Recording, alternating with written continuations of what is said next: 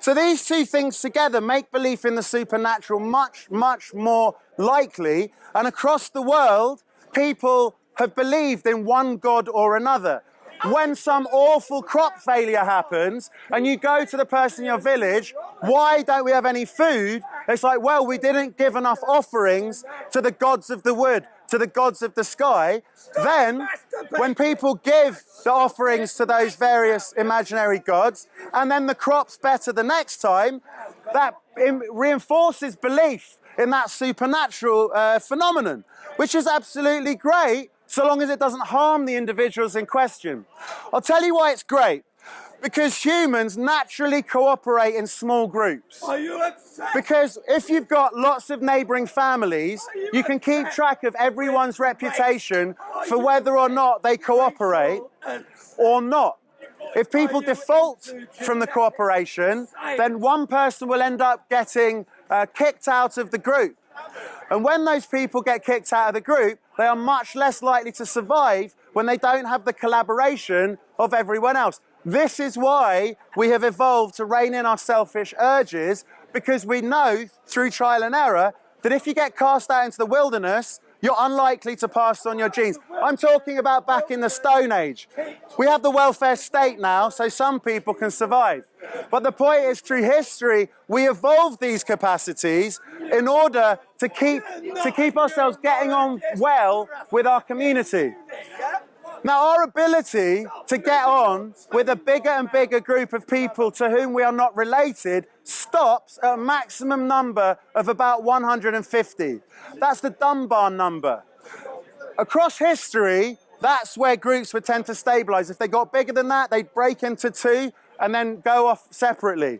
150 people is about as big as you can get a group of communicating strangers, a group who can survive the droughts and famines together, a group who can endure attacks from other rival tribes, for example. But beyond 150 people, it becomes really, really difficult to keep track of who you can trust and who you can't. You get really confused. Our memory is limited. We've got an amazing memory for social things. And when we feel emotionally struck by something that someone's done, particularly when they make us feel annoyed that they dealt with us unfairly, those emotional memories are particularly sticky, particularly memorable. So our natural memory abilities are boosted when it comes to social interactions and the emotional overtones that they produce. If you want to create a cooperating group of humans that is larger than 150 people, it really helps if everyone has a shared belief in God. So this is why I say it's actually inevitable, this whole belief in the supernatural, because of the various design features of our brain. But the reason I think it's good is because if everyone believes there's an all-seeing eye, keeping an eye on everyone, making sure that everyone does right by the community, let's keep it simple, that adheres to those 7 deadly sins, avoid doing those very human urges, then you know that God will punish them, maybe not now, and there's lots of evidence of people sinning and not being punished now, but in the afterlife, they'll be sent to hell instead of an eternity in heaven. It makes everyone much more likely to stick to the rules.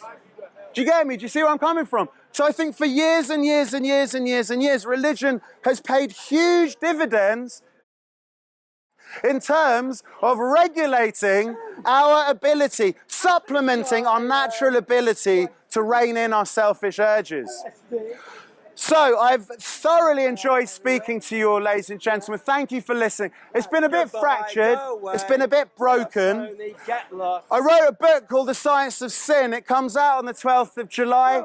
Thank you very much for your attention. Thank you.